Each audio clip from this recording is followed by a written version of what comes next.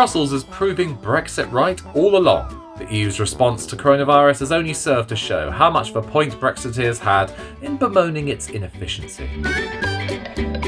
Eurosceptics long argued that the EU was an expensive and clunky bureaucracy more interested in posturing and pointless platitudes and diktats than delivering anything meaningful for its citizens. The British people made clear how much they agreed by voting en masse on the 23rd of June 2016 to leave the bloc. What has happened since has shown how right they were to take that decision.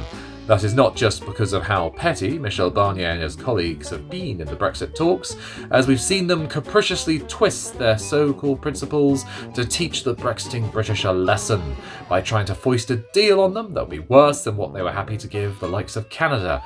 And let's remember, they would be mucking around what would be the EU's most important trade partner and one in which it continues to seek continued close cooperation on areas like security. Now, the coronavirus pandemic has laid bare how ineffective the EU can be, as Brussels chiefs have stood limply by while member states took matters into their own hands by closing borders and taking action well before their powers that be in the Brussels buildings could tell them what to do. Now, despite the new EU Commission chief, Ursula von der Leyen, being a trained medical doctor with a master's degree in public health, her handling has been less than professional.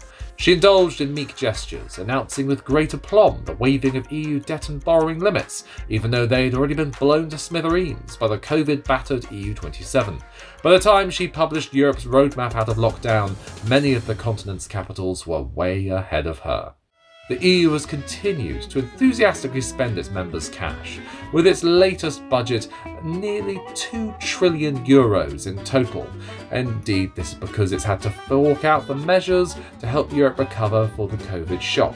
How relieved Rishi Sunak must be, as Chancellor for, until recently, one of the EU's biggest benefactors, not to have to worry about paying billions of pounds more for much longer.